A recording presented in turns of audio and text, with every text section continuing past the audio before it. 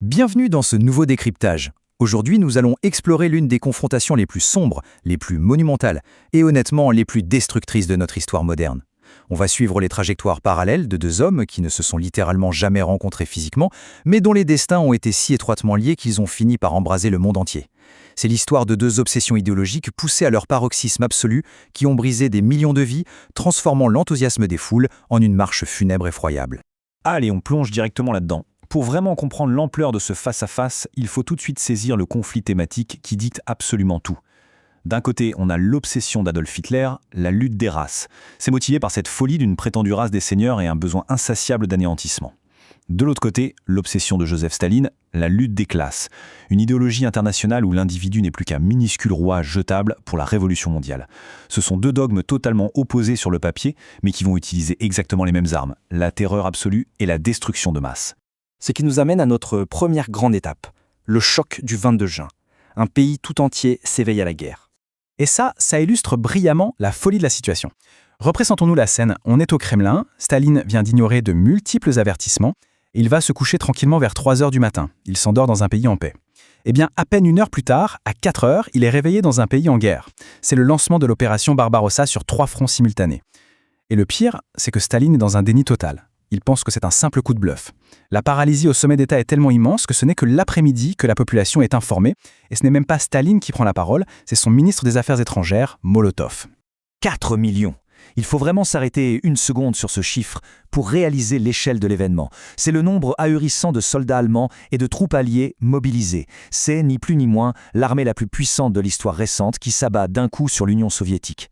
Le choc est d'une violence inouïe. Dès le tout premier jour, près de 1000 avions russes sont détruits alors qu'ils sont encore cloués au sol.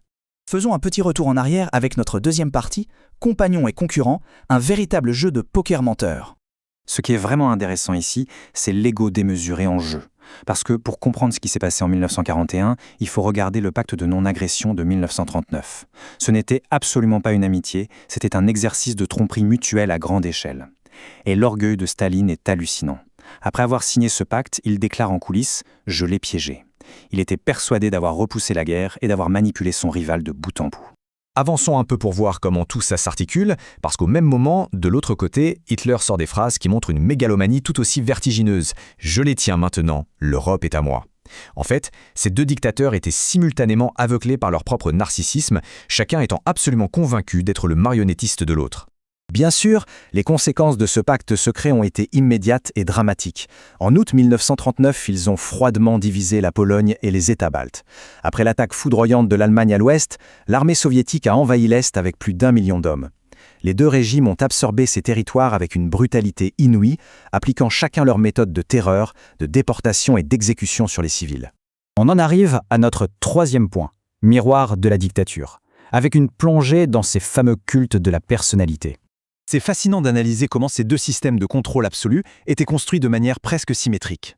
En Allemagne, Hitler mise tout sur la théâtralité, avec des rassemblements géométriques massifs qui hypnotisent le public. Il se vend comme un sauveur, presque un dieu. À Moscou, c'est l'inverse. Staline joue la carte de l'humilité hyper calculée. Il se présente comme un camarade souriant, la pipe à la bouche, un père lointain. Mais attention, derrière cette façade bureaucratique, la machine broie les individus avec la même férocité. Deux styles complètement opposés, mais une efficacité macabre identique. Alors, accrochez-vous parce que c'est une anecdote historique assez dingue. Retour en 1913, à Vienne. On a un chercheur de 33 ans qui se fait appeler Koba, qui bosse pour Lénine. C'est Staline. Au même moment, à seulement quelques rues de là, vient un jeune homme de 23 ans, un peintre de cartes postales un peu paresseux, Adolf Hitler. Tous les deux se promènent dans le même parc, au palais de Schönbrunn. Ils ont littéralement foulé les mêmes pavés à quelques pas l'un de l'autre, des décennies avant de mettre la planète à feu et à sang. C'est fou quand on y pense. Ce qui nous propulse vers notre 4e chapitre, le tournant de Stalingrad, le moteur absolu de la guerre totale. Donc, le point crucial à retenir ici, c'est le bilan humain inimaginable de cette collision physique entre leurs deux mondes. Avant même Stalingrad, il y a Leningrad, un siège insoutenable de 900 jours orchestré par les Allemands. Plus d'1 million de personnes vont y périr de faim et de froid. Et pourtant, la ville tient bon, unie dans une résistance désespérée, soutenue au passage par des dizaines de milliers d'exemplaires de Guerre et Paix que Staline a fait distribuer. Ensuite, on bascule dans l'enfer claustrophobique de Stalingrad. Novembre 1942, et la contre-offensive soviétique piège complètement la 6e armée allemande du général Paulus. C'est une guerre de tranchées urbaines, maison par maison, dans des ruines glacées. Hitler refuse toute reddition, sacrifiant ses propres hommes. Staline, de son côté, ordonne qu'on tienne la ville qui porte son nom, jurant que sa main ne tremblera pas. Stalingrad, c'est vraiment le coup d'arrêt définitif de l'avancée allemande. Nous arrivons à la 5e étape, la chute et l'apogée, avec des destins qui divergent radicalement. À ce stade, le contraste devient juste saisissant. Fin 1944, on a un Hitler complètement isolé dans sa tanière du loup, qui consomme près de 28 médicaments par jour. Il a totalement perdu le contact avec la réalité, enfermé dans une paranoïa où il finit par blâmer son propre peuple. Et de l'autre côté, en février 1945, Staline mène la danse à Yalta avec une froideur chirurgicale, sécurisant son emprise sur l'Europe de l'Est. Le 30 avril, Hitler se suicide dans son bunker pendant que quelques mois plus tard, Staline triomphe à la conférence de Potsdam face aux alliés occidentaux. Et la conséquence directe de cette victoire titanesque, c'est évidemment ce qu'on va appeler le fameux rideau de fer. En clair, en repoussant l'Allemagne nazie, l'Union soviétique s'est empressée d'imposer son propre système sur toute la moitié est du continent.